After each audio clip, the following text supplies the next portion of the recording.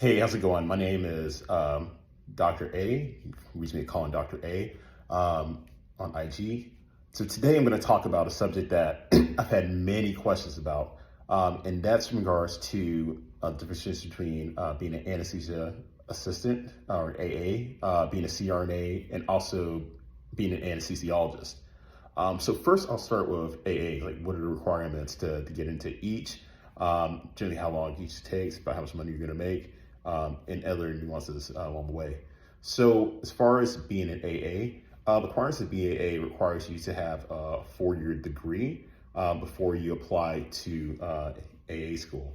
Usually to apply to AA school, you need to finish your college degree, you take the GRE or the MCAT, and you apply. Once you get in, usually AA schools are between 2 years and like 2.5 years or so about 24 months or so. And when you get out, you can work as an anesthesiology assistant. How's that differ from going to CRNA school? I'll talk about the requirements of CRNA next, but in general, AAs are limited as far as the number of states that they're actually presently in. I think right now they're presently in about 22 states, but those numbers have been expanding over the years as well too. So I expect that to expand in the future as well too. A's do have some degree of autonomy, but not as much autonomy as say a CRNA does or an anesthesiologist has. And when we talk about autonomy, we're talking about in respect to who has to be in the hospital, who has to be present when they're being supervised. So one, an anesthesia assistant or AA is usually supervised while they're doing their work, which doesn't mean someone's looking over their shoulder and micromanaging them or anything of that sort. But in general, an anesthesiologist who supervises them has to be in the hospital and has to be present while they're doing their work.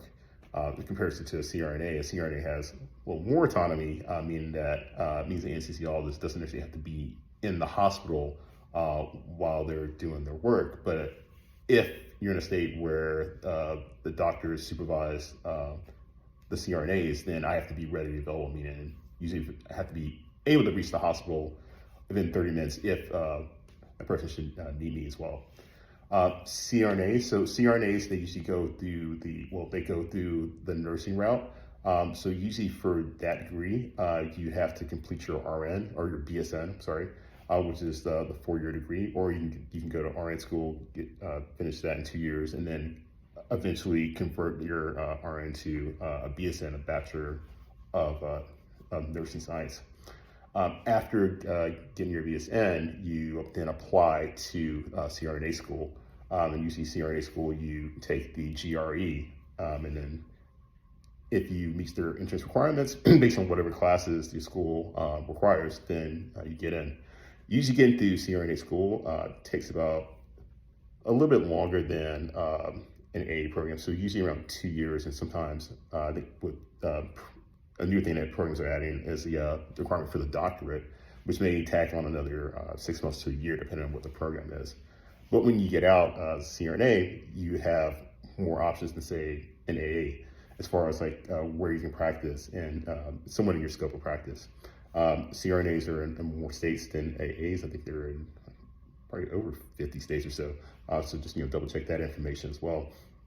And like I mentioned before, they have more autonomy than an AA, meaning that in some states, depending on what the law is, you can bill for your own cases, and you don't necessarily have to be supervised by any anesthesiologist.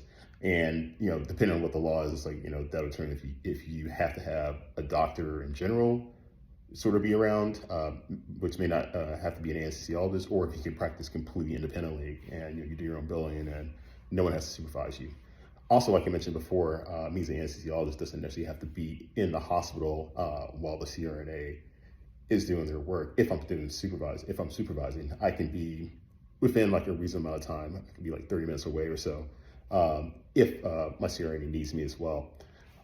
Incomes for both AAs and CRNAs, they're about the same or so. So a lot of times people can come out making 170 to over 200K, and that really varies by experience, by the type of practice you're in. And again, in some cases, you may even make even more than that.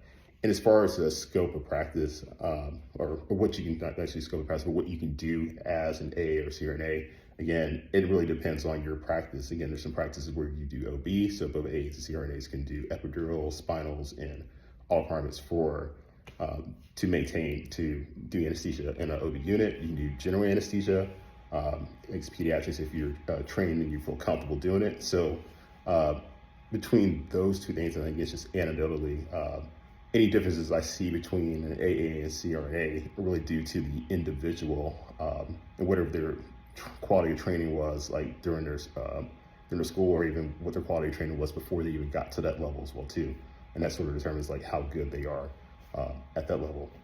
As far as the requirements for being an anesthesiologist, for an anesthesiologist, you usually go through college.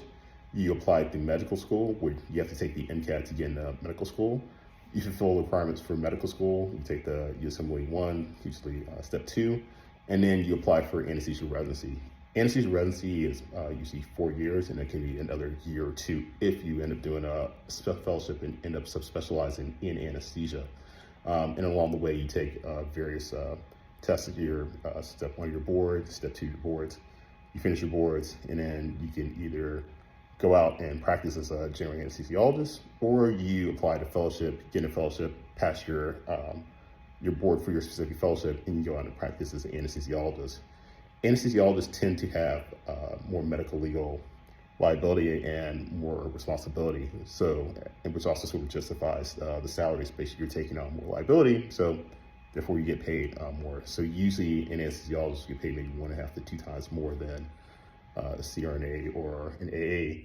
But again, that can also vary by the type of practice, how many days you're working, what kind of work you're actually doing. If you're in a clinic setting, whether you're in a surgery center setting or you're working in a hospital, if you have a fellowship, you don't have a fellowship. So your salary can vary. So again, what I mentioned, that 1.5 to 2 times may not apply to everybody, but that's just a generality. So anesthesiologists tend to have, I guess, more freedom as far as like practice. You can practice in all states in the U.S. and you typically don't need to be supervised by anybody to do your practice.